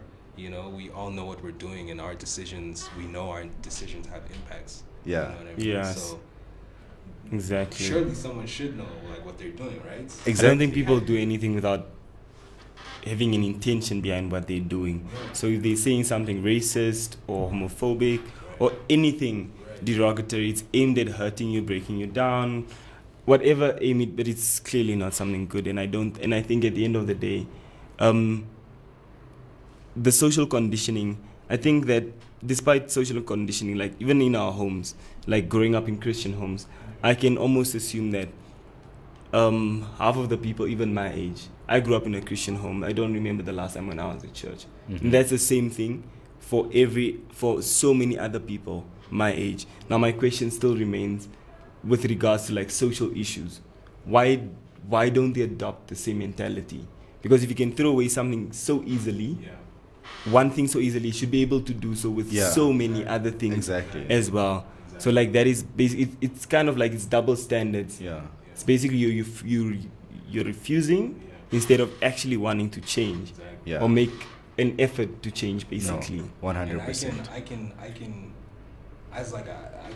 back that up, man. I feel like when you're in like whether it's white people, straight men, whatever it is, men over women, you know, when you're in like a dominant position, you know, whatever industry you're in, whatever profession or anything, when you're in a dominant position, and Lauryn Hill said this, she's like, when you get to the top of the mountain and it's like, you know, obviously you're gonna have to move over. When your time is up, you move over and sort of let the next person go up, but that's irrelevant. But like when you're at the top of the mountain, like you're sort of just like, you can't go anywhere because at the very pinnacle. But sort of you get rid of that construct and you know, get rid of the mountain and create like a table. White people, hyper masculine men, they won't get off from that pinnacle. You know what I mean? Because they benefit from it. Yeah. You know what I mean? Like white people, they know the privilege they have. They know the power they have. You know what I mean? They control. I don't want to say this because it puts power in, like it sort of gives them more power, low key. But like they have no, I won't say that. I'll say they have a very strong influence over the world. Yeah. Right? They have a very strong influence over the world. Men have a very strong influence over the world. And right now, look at the current war. Right. And like, you look at it at a micro scale, so let's bring it to Namibia, you know what I mean? Men control this country. Men control our industries. Men control, you know, and most of them are straight, whether they're, you know, in the closet or whatever, they are straight. But like now you have like a lot of women, and women are doing amazing. Like women are coming up, right? I mean, last year they showed us. Dude. Yo. Did you see the bangs? Women the are managing showing us director for the bangs, guys. Bro. Just women. I was like, exactly. And it's just like, so now like obviously you have more men feeling like a little bit insecure because they're like, you know, if more women come up, like what are we, like we're rendered useless. But that just comes with like the constructs of like masculinity. You know, just because you're a man does not mean you need to be in control of everything. Yeah. And I think that's a lot of what like a lot of men, especially in Namibia, need to unlearn.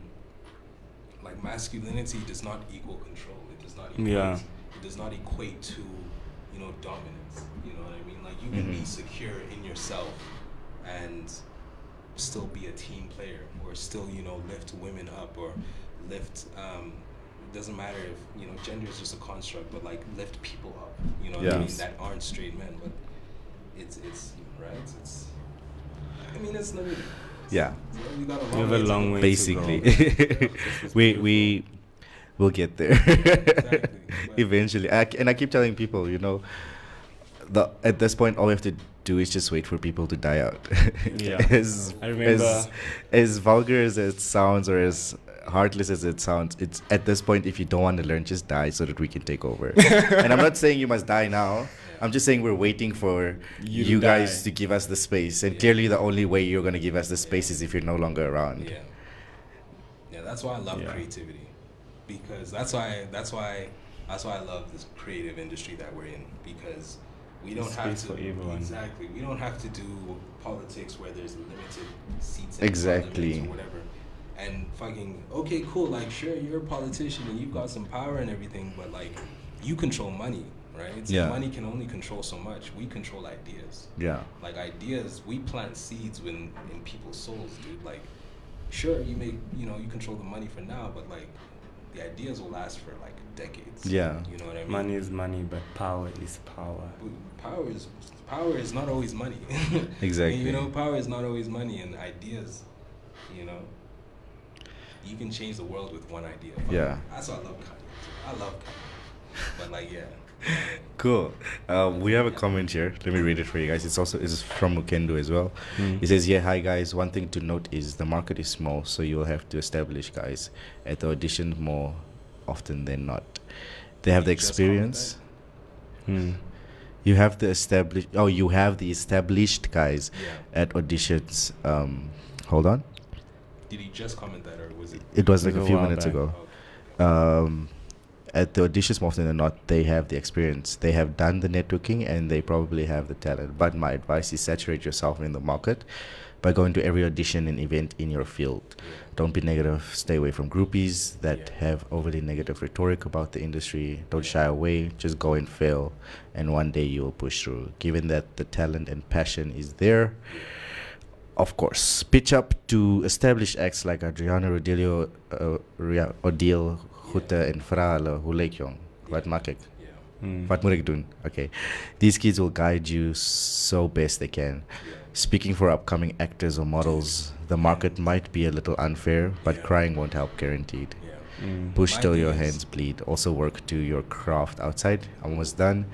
Also work on your craft outside of the spotlight.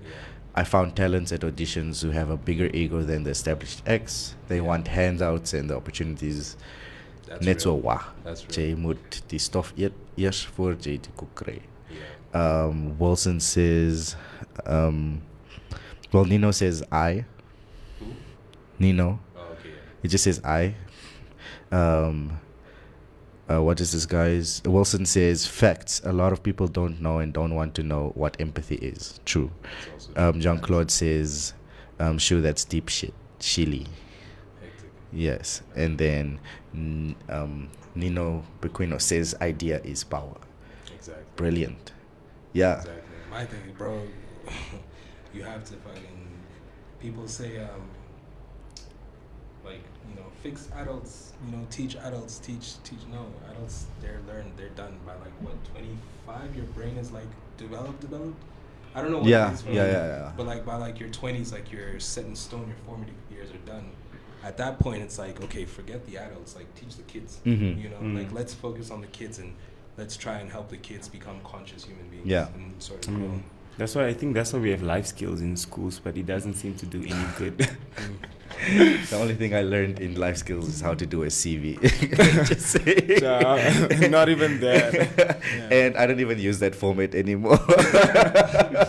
No, the only thing they did was take us to career fair once in grade 12, and that was done for Oh, you guys went to career 5 fair? years. You're so privileged. Oh my goodness. Yeah, I went to an international school. I went to international schools, and I think I grew up in international schools. So like I think the way I grew up was different, but they raised us as I don't know, man. It's just the international system is just it's different. They raise you as like I don't know, man. They just instill like I don't want to say that consciousness, but it's sort of like they teach you how to be a they teach you. I've always seen international schools as a body that enables functionality. I don't know if that makes sense. They teach you how to be a functioning human in the real Yes. world. I'll say that. That's perfect. Yes. They teach you how to be a functioning human in in a mega city. You know what I mean? Whether it's a small school or a big school, in the international system, like if you were to take the average Namibian who went to like Namibian private school or Namibian private school, doesn't really matter, and you were to put them in Berlin, and then you were to take a Namibian who grew up in like international school systems and put them in Berlin, two completely different. You know what I mean? Way different. It's yeah. like putting a guppy in the ocean, and then it's like putting like like a tuna in the ocean. You know what I mean? Like Yeah. they're still fishes, but like completely different. Exactly. Like, built different. So Yeah. I feel I mean that's why to bring it full circle, like the creative industry is so much potential. Exactly. You know, And to bring that mindset in. Yeah. we actually have a comment here who says our industry is not for the faint-hearted. Yeah. Go out there and do it yourself in all caps. That is from Nino. No, I agree. Look, Yeah. with our industry, we see the growth. Yeah. We see that there can be a more rapid growth. Yeah. We see that the pie is big enough for everyone. Yeah. Yeah. But we also see that some restaurants don't allow people in. Yeah. And we don't, like, personally for myself, I do not try to focus myself on the negative of, oh no, there's so many clicks and they're just sharing the stuff for about. Yeah. I mean, we've always been about, if I have a black business, my black business must benefit you and your Yeah. business, it's always been like that, and I love that. But there are still other people that also need that platform, and unfortunately they do not have the privilege of getting called to do an audition. You understand? Yeah. They do not have the privilege to be called to do a shoot, Yeah. or to come onto a shoot. Yeah. We should still create that space for people to and I believe there's so much, like the guy you shared the other day to be the visual guy. Nino. Is that Nino? Yeah, it's Nino. Brilliant. Yep. Nino, your stuff is so Yeah, good, I've been bro. saying Nino's a fucking visionary. Bro. I'm telling you guys. His stuff You is know, so good. I watched I on give Pata. He I is- give it can- like 3 years. Man. Yeah, 3 no, years. no, it's so, and you know, I was at karaoke yesterday, and Yeah. I bumped into Reggie, and I'm like, I was just really, Reggie Films. Yeah. Oh, okay, yeah. I was sitting there, and it just hit me like, yo, this guy's actually doing a lot for the industry, man. Yo, 100%. He's doing brilliant stuff, and he's really set Yeah. he's I believe he's the one that came Yeah. to set a standard, and then other people were like, oh, I can also come and set the standard. Exactly. And there are people who are You know, sorry, please go on. no, it's fine, go on. No, like it was Reggie and Namibians. Reggie and Tuva Wolf. Those were the Tuva two. Wolf. When I started this shit, I think Tuva Wolf, and I've told her this. Like I've told her this before. I messaged her, and I was like, dude, like you inspire me so much simply because you're like, I see her as like the mother of our generation of creators. Genuinely. Reggie came before us, but like when I see like me and my peers, like us, like when I see the people coming up right now, whether it's Namafu or whoever, like I see Tuva as sort of like our mother. I know it sounds kind of wild, but like I feel like she birthed us, because when Tuva, when she started doing her photography thing, that's when I was like, yo, maybe I can actually take this like seriously. Yeah. Maybe I can, you know what I mean, and Yeah. use this shit as a career, because like obviously she was really good at it, and like she was pushing it and pushing it and Yeah. pushing it, and that's when I realized like, yo, this shit could be real. And then just like you said, like with Reggie, I have a lot of respect for Reggie, because Yeah, yeah. Reggie is literally the definition of just like, say, buck it, do it yourself, get your own shit, start from wherever you can, and just shoot, Yeah. and eventually it snowballs and snowballs. Like Reggie's fucking massive. I fucks with him. Yeah, I no. fucks with him. I want to say, like, when it comes to Reggie, Yeah. he reminds me of what I've always wanted to do. And every time I see him, I go through this like moment of like, ah, damn it, you failed. You need to fix this. Because I remember before I went to Malaysia, I was like, the reason I want to do advertising is because I hate these fucking billboards outside. Like, I hate the ads that you make it. Like, what the hell is that? Excuse You me. know what I mean? Exactly. I was so upset, and I was like, you know what? I'm gonna go somewhere. I'm not gonna study in Namibia. I refuse to study in Namibia. I need to be outside. Yeah. I got my scholarship, went, and the stuff I learned there, I was like, yo. And then I see Reggie doing the stuff that I learned out there, and I'm like, yo. Hey, yo, I just left so I could. What? Yeah, no. He's really like, yeah, man, much respect. There's power in doing it yourself. I think it just, people get discouraged because they're like, yo, the resources, and maybe we need more and more or whatever. But like, I feel like it's all about like, you have to ask yourself, how much are you willing to put up with? Yeah. Right? How much are you really willing to go through to get where you want to be? And I know, like, you know what I mean, Reggie, he probably, started on like the most basic camera, and he was like, fuck it, I'm gonna be on this for like a year maybe, I'll move on to my next, I'll get the next one and move on. Yeah. and, and just keep going and going and going. But it's like, yeah, dude, like this idea that we have to do it ourselves, I agree with it. There's this. Yeah. I think that is what built our entire industry. Exactly. Because Yeah. I think with almost every creative out there, they had to they couldn't basically bank on like their job or whatever. They had to start on their own as well. Yeah. Yeah. Because I also, what is this, Erike them as well. Like I also I look at Reggie, Tuva, Erike, and Kevin. Yeah. I look at those people as I think they're like I look at them as like the foundation of like our creative industry. Yeah. When I look at like the heart of creation, I look at those people as like the Yeah. work they create. It's I see them as people who have seen beyond our dimension, which is Namibia. Yeah. yes, And they were like, I don't just want to see it there, I want to come see it here as well. And they Yeah. eventually brought it back. 100%. And it's brilliant because Yeah. all four of these people, most of these people had actual 85s. Yeah. But they still pushed, and we have creatives that are still struggling, and Yeah. they found such a beautiful niche, Right. not just for it to be visually pleasing, but also for Can I add a side note there? Erica, I'm sorry if I'm not allowed to say this, but like, Erica, used to no, let me not say that, but like he would tell me, like he would, to say the least, when he was doing his 9 to 5, 8 to 5, whatever it was, he would wake up really early and grind. Like it wasn't just like okay, go to work, get home, work, creative stuff type stuff. He was genuinely like whatever time he would have, creative. Like, and most people would burn out. They'd be like, I can't do this. Genuinely, he was dedicated. That's why he inspires me, man. Fucking, but yeah, please, sorry, go on. Yeah. What was I saying? Creative, 8 to 5. They were they still came and did what they wanted to do, and that for me is passion. There's nothing else that can keep you, drive you like that. It's just passion. And what I love about them is they didn't just bring aesthetic or different visuals. They brought teaching material as well. A lot of the visual artists that I see now, especially photographers, you can see there's so much influence. You can see influence comes straight from there. We all know their style, and I can see a lot of people are inspired by it, and even myself, I'm inspired. But they inspire those who came before them and those who came after them. Exactly.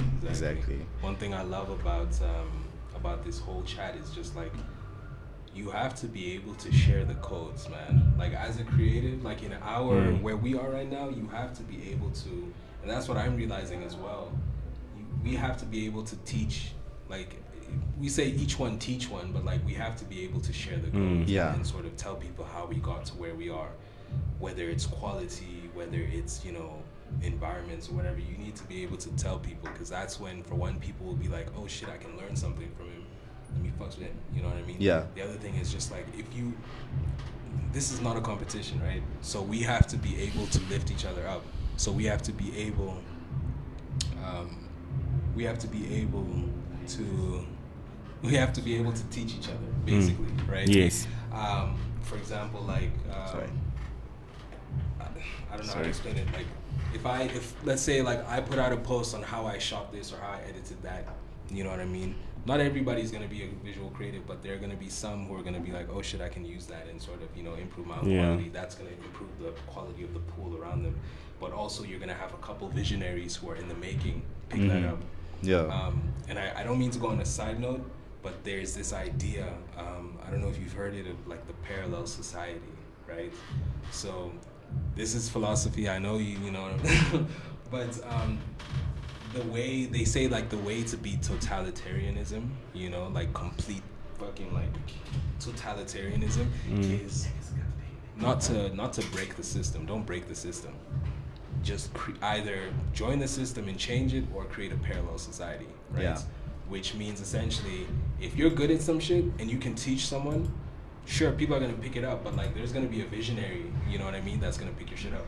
Yeah. And if you can identify the visionaries who to like, to network with and create that like parallel network of visionaries, that pool and that network of visionaries becomes the mainstream. Yeah. And eventually that mainstream becomes like your environment, and you essentially, I don't want to say you don't destroy the system, but you sort of like push the system out, the existing system, which is, so what do you guys think of that? I don't know. What do you think of that? That's really deep, guys.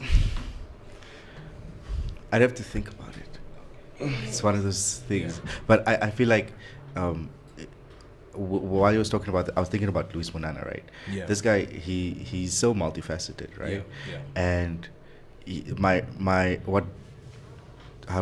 what kind of threw me off, not threw me off, but like just got me in my thoughts a lot, was he came up with a clothing line. I get he's in fashion, but he's no designer. But he came out with a clothing line that actually is good quality stuff.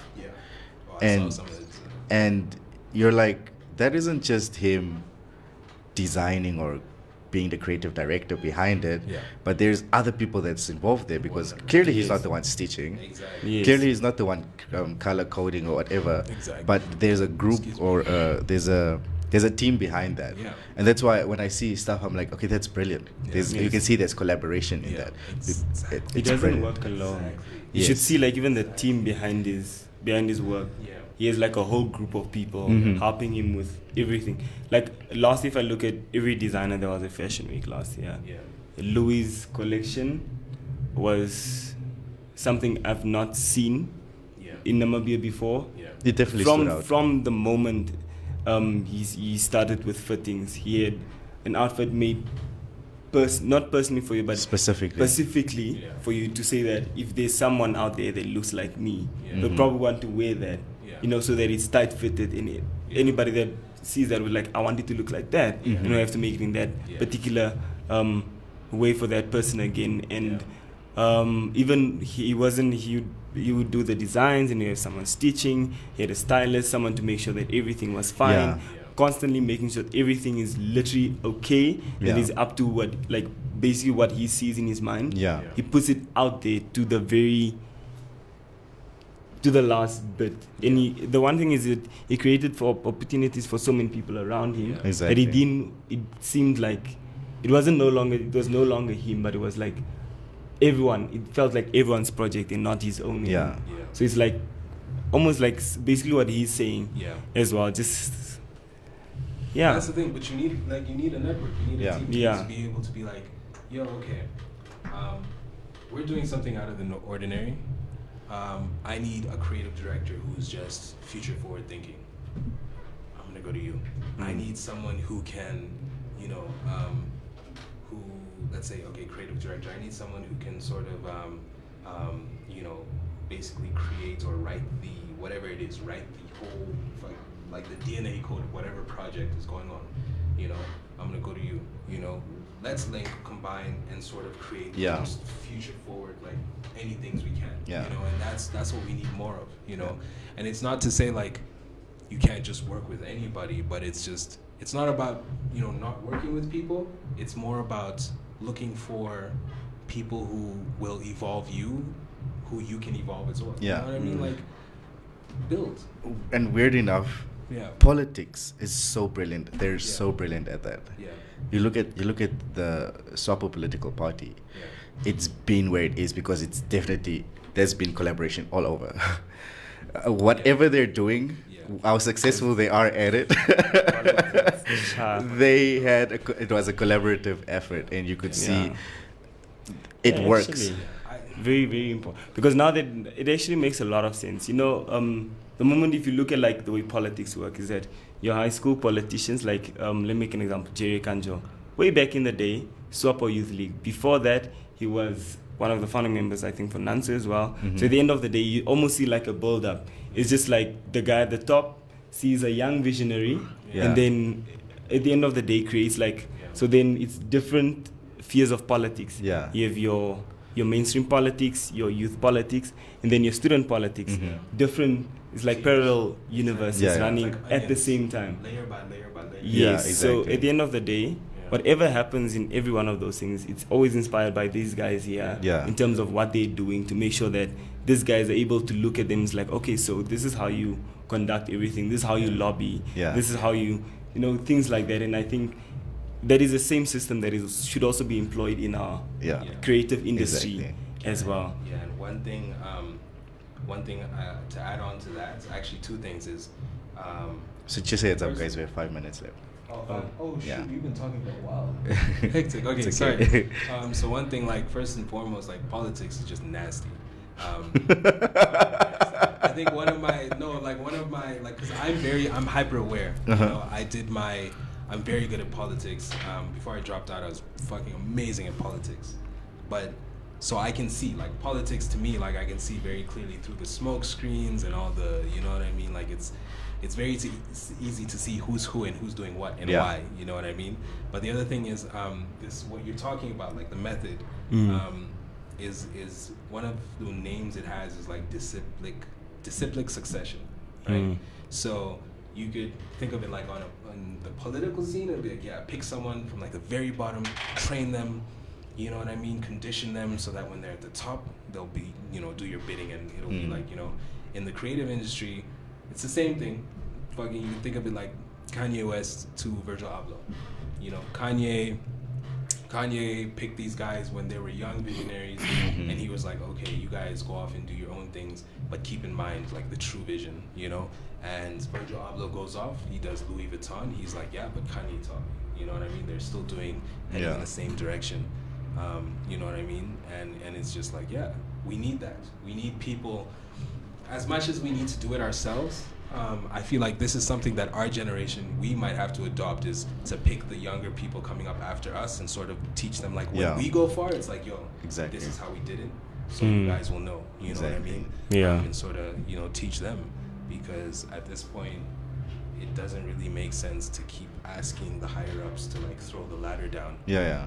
I'd Create rather your own just ladder. fucking toss the ladder aside and build a table, and like, yo, pull up a seat, let's eat, you know, let's create, let's build. Brilliant. So yeah, This was amazing, guys. This was so good. it was great. Yeah, this was a great conversation. It was great having us. Thank you. Thanks been- guys for coming on to my show. My name is Shili. I'm your host. Yes, and I am special guest Scharlarco, and special guest. As a special guest. Guys, Nice. before we leave, there's one comment here. Yeah. From Jean-Claude JC. Yeah. He says, starting with what you have is the start of everything.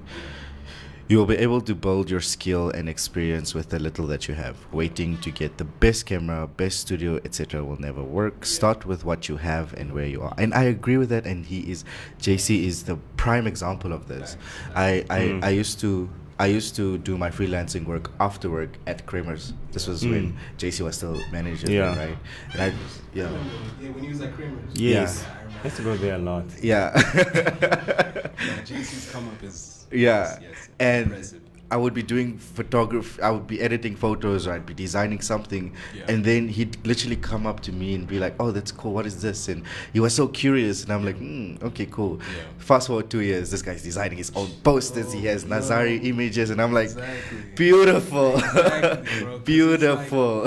It's good to see how, like, you know, like, damn, like, the growth. Like, Yeah. You know, it's good to witness someone's growth, man. Like, and I think that takes a lot of fucking guts to be happy for someone, because most people will be like, yo, what? How did you get this far? You know what I mean? Like, I taught you, you know what I mean? But, like, it just means that, like, he learned from you, you learned from him. You Yeah. guys, you know? You And guys both I don't come even up for I both don't of even you. want to say like I taught him anything. Yeah. It's brilliant that he was so curious, Oh, okay, and he yeah, took his yeah. curiosity Even better, yeah. so far to the Yeah. point Yeah, where yeah. he's got a full-time job in graphic design. Exactly, yeah. I saw And him last he's yeah. doing really great, and Exactly. yeah, it's beautiful.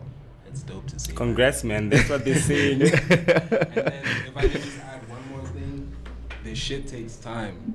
It takes time. Yeah, no. Mhm. You know, just like you said, you can't expect to have the best everything's at once. Even if you start with the best equipment, you still have to learn.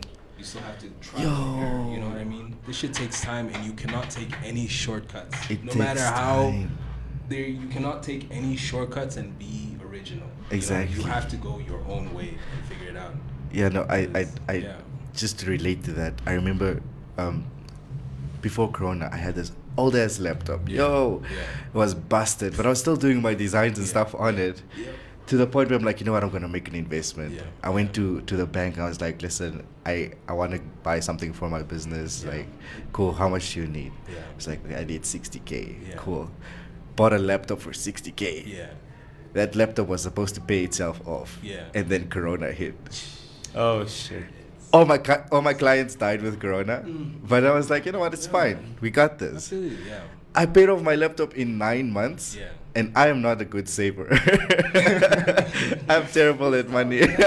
Oh, my goodness. But what that laptop, what the worth of that laptop, Yeah. or the sacrifice that I made for that laptop, it has given me so much space to create.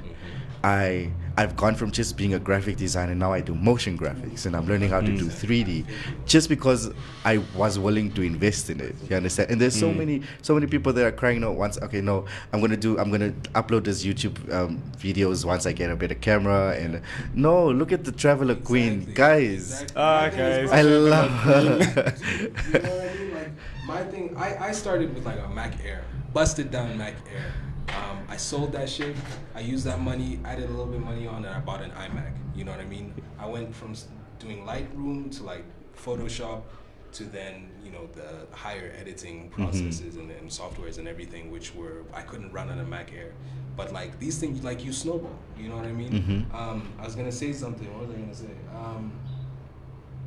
Damn. Quality, YouTube. Quality. Don't worry about the quality, dog. Like, don't worry about the quality. If it's like, if you have to ask your friend, let me borrow your phone for a little bit, you know what I mean? Like, I feel like that's a piece of advice that all creatives need to have. Like, Yeah. even if it's iPhone photography, you know what I mean? If you're doing vlogs on like a Samsung, just do it. Because the great thing about that is if you do it consistently after a while, you'll see the growth. Growth, exactly. It'll go from pixelated video with fucked up audio to fucking, hey guys, I just bought my first camera. Yeah. I'm doing an unboxing. You know what I mean? Yeah. To like, hey, I just bought my first like fucking high grade or whatever it is. You Yeah. know what I mean? Like, shit takes time. It does take but time. that's the thing. Like, it's fun.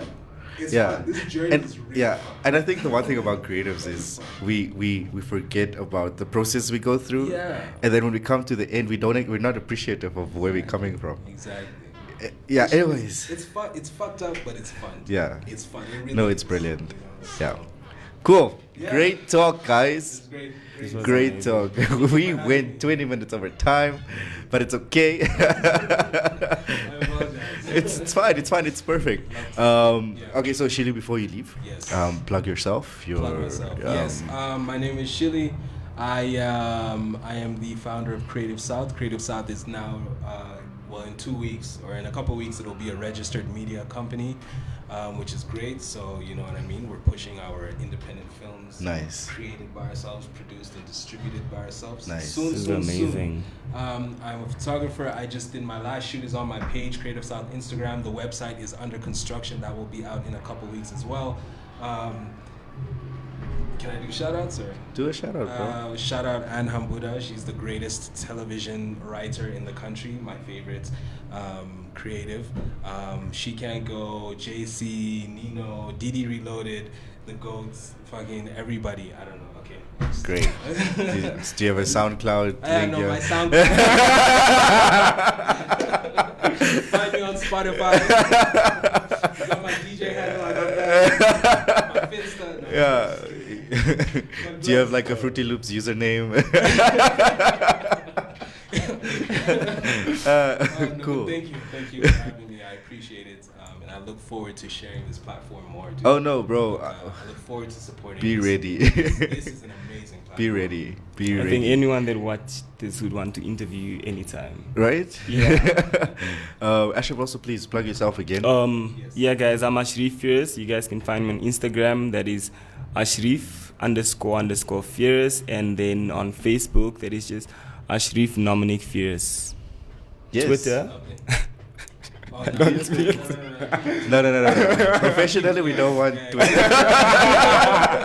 Keep the Twitter private. Yeah, guys. I don't normally plug myself, but Scharlarco, I recently changed my handle on Instagram to Scharlarco. That's 2 L's, SCHARLLARCO. You can find me Scharlarco on Facebook, still JOZeal on Twitter, and no links to websites or anything like that. But you guys can hit me up in the DMs if you feel like you have something to talk about. This platform is free for everybody. Just get on, and you can catch us this Friday, coming live to you from the Drag Night Namibia. Ooh. Yes. Right, it's coming on its like year anniversary. Right? It's their first year anniversary, so we'll be there. They were supposed to come onto the show this week, but their preparations got the better of them, so they couldn't make it. But we will What's the theme? be there. United. The theme is United. Yeah. So also, guys, check their page out, Drag Night Namibia. Contact them if you want to get a ticket. It's $80. I am doing this for free. This is not sponsored. So yeah, that's just because I really appreciate what they're doing for the LGBTQ Big community shout-outs to right you. now. Yeah. Yeah, and guys, please tune in again next week, same time, same place. We will have Ashraf here for the last time because homeboy has university to go to. Okay. It's final year, right? Yeah. Oh, my God. okay. Yeah. Then we will definitely have new guests, and yeah. So be safe, guys. Mask up, social distance, all that Corona stuff. It's still not dead, and yeah, condomize. We out. Peace and love. Bye, Peace and guys. love. Ooh, what am I playing?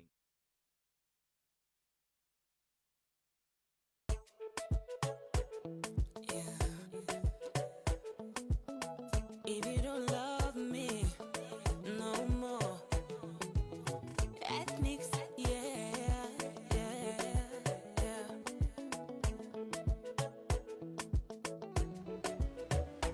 If you don't love me no more, don't you worry, my love, 'cause I got enough love for the both of us, yeah. Don't you worry, my love, I got enough love for the both of us. Don't you worry, my love. If you don't love me no more, yeah, don't you worry, my love. Yeah, to other men you were rubbish, but you the rubbish that I want. I might be very, very stupid for you. Marriage a bamboo made a plan. Put up in another girl that I want. One of get my love, who want get man. Put on the conji fenge no DJ mo.